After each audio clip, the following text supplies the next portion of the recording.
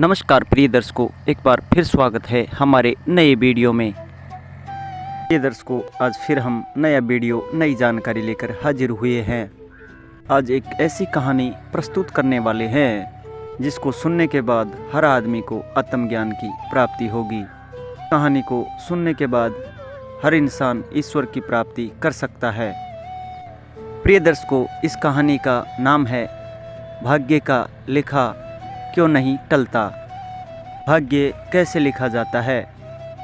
जो लोग गलत कर्म करते हैं वो हमेशा पैसे वाले और धनी व्यक्ति क्यों रहते हैं, और जो नियम धर्म और सद्मार्ग पर चलते हैं वो गरीब के गरीब क्यों रह जाते हैं। आज इसी विषय पर हम छोटी सी कहानी प्रस्तुत करने जा रहे हैं। उम्मीद है आज की ये हमारी छोटी सी कहानी आपको ज़रूर पसंद आएगी और इस कहानी से आपको बहुत कुछ सीखने को मिलेगा। प्रिय दर्शकों, जो लोग हमसे नए जुड़े हैं वो हमारे चैनल को सब्सक्राइब कर ले ताकि हमारी आने वाली हर वीडियो पहले आप लोगों तक पहुंच सके। तो प्रिय दर्शकों, शुरू करते हैं आज की ये प्यारी सी कहानी। एक नगर में एक राजा रहा करता था। राजा बहुत धर्म पुण्य किया करता था। राजा की न्याय शासन प्रक्रिया भी बहुत अच्छी थी। एक दिन बैठे बैठे राजा के मन में एक सवाल उत्पन्न हुआ और राजा का दूसरा भाई जो था वो बहुत गरीब था, वो बहुत निर्धन था। राजा के मन में अपने भाई को देख करके ये सवाल उत्पन्न हुआ कि मैं इतना अमीर क्यों हूँ और मेरा भाई इतना गरीब क्यों है, और एक ही माँ के गर्भ से हमने जन्म लिया है, एक ही हमारा पिता है, फिर भी मैं इतना अमीर हूँ, मैं राजा हूँ और मेरा भाई बिल्कुल निर्धन है, गरीब है और उसके पास कुछ भी नहीं है, इधर उधर भीख मांग के खाता है। यही सवाल राजा के मन में घर कर गया। राजा इसी सवाल का उत्तर जानने के लिए बड़ा उत्सुक था और राजा ने तुरंत सभा बुलाई। सभा में बड़े बड़े पंडित, बड़े बड़े आचार्य, बड़े बड़े ज्ञानी, महाज्ञानी लोग उपस्थित कराए और उनके सभी के समक्ष ये सवाल को रखा कि सबसे पहले तो आप मुझे ये बताइए कि भाग्य का लिखा क्यों नहीं टाला जाता, भाग्य का लिखा घटित क्यों होता है। दूसरा सवाल, भाग्य कैसे लिखा जाता है और क्यों लिखा जाता है। और तीसरा सवाल, वो लोग एक ही समय पैदा हुए हैं, एक ही नक्षत्र में पैदा हुए हैं, एक ही वार को पैदा हुए हैं, उन लोगों का भाग्य अलग अलग क्यों होता है। 3 सवाल राजा ने बड़े बड़े ज्ञानी, पंडित, महाज्ञानी और विद्वान लोगों के सामने रख दिए। सभा में सन्नाटा फसरा रहा।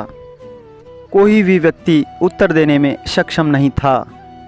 राजा सभी पंडित लोगों से, सभी विद्वान लोगों से बार बार यही सवाल कर रहा था, लेकिन कोई भी व्यक्ति उन सवालों का उत्तर देने को तैयार नहीं था।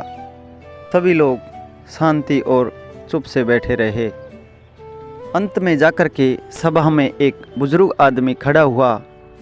उन्होंने हाथ जोड़कर राजा को प्रणाम किया। प्रणाम करते हुए बोले कि हे राजन, सवाल का जवाब इस सभा में आपको नहीं मिलेगा।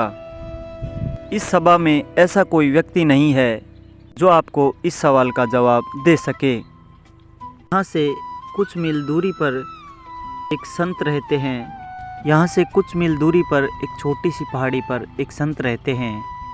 यदि आप उनके पास जाते हैं तो आपको इन सवालों का जवाब मिल जाएगा। राजा ने तुरंत सभा समाप्त करी और वहाँ से घोड़े पर सवार होकर के उन संत से मिलने के लिए चल दिया। चलते चलते राजा उस पहाड़ी तक पहुँच गए जिस पहाड़ी पर वो संत रहा करता था। उन संत को जाकर के राजा ने ढोक प्रणाम आदेश किया और यही तीनों सवाल संत के समक्ष रख दिए। संत से पूछने लगे कि हे पूजनीय, हे संत महाराज, मुझे 3 सवालों के उत्तर दीजिए। पहला सवाल, भाग्य का लिखा क्यों नहीं टलता? दूसरा सवाल, भाग्य लिखा कैसे जाता है? और तीसरा सवाल, जो लोग एक साथ पैदा हुए हैं, एक नक्षत्र में पैदा हुए हैं, एक वार को पैदा हुए हैं, ऐसे दो लोगों का भाग्य अलग अलग क्यों होता है? और संत महाराज शांति से बैठे रहे, धुएं में से आग उठा उठा करके खाते रहे, आग के अंगारे खाते रहे। संत महाराज राजा पर जाकर के अंत में बहुत क्रोधित हो गए और राजा से कहा कि हे राजन, यहाँ से तुरंत चले जाओ, इसी में तुम्हारा भला है। और दबादब आग के गोले खाते रहे और कहा, यहाँ से कुछ मील पर एक व्यक्ति रहता है और वो मरने वाला है। यदि आप समय रहते उनके पास पहुँच जाए, आपको इन सभी सवालों के जवाब वहाँ मिल सकते हैं। राजा तुरंत घोड़े पर सवार होकर के उस गांव तक पहुंच गया जहां वो व्यक्ति रहता था। जाके देखा तो वो व्यक्ति लेटा हुआ था, बड़ा ही पीड़ित था, कुछ ही सांसें बाकी थी। राजा ने तुरंत जाकर के उस व्यक्ति से पूछा, यही 3 सवाल उसके समक्ष रखे। ए भाई, मुझे इन 3 सवालों के आप जवाब दीजिए। पहला सवाल, कर्म का लेखा क्यों नहीं टलता? दूसरा सवाल, कर्म क्यों और कैसे लिखा जाता है?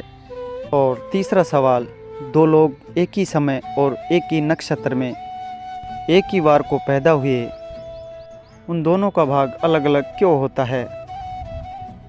वो व्यक्ति राजा को देख करके मुस्कुराने लगा और राजा से कहने लगा, हे राजन, शायद आपको इस बात का मालूम नहीं है, लेकिन मुझे इस बात का मालूम है। मुझे इस बात का पूर्णतः ज्ञान है क्योंकि मैं मरने वाला हूँ। मेरे सामने यमराज खड़े हैं और मुझे पिछले जन्म की, इस जन्म की जितनी भी घटनाएं हैं, जो कर्म हमने किए हैं, वो हमारे समक्ष हैं। व्यक्ति राजा से कहने लगा, हे राजन, पिछले जन्म में हम 3 भाई थे। सबसे बड़ा जो आपको साधु मिला है, जो आपके अंगारे खा रहा था, सबसे बड़ा भाई वो है। उनसे छोटे आप हैं और आपसे छोटा मैं हूँ। हम तीनों एक ही माँ की संतान थे।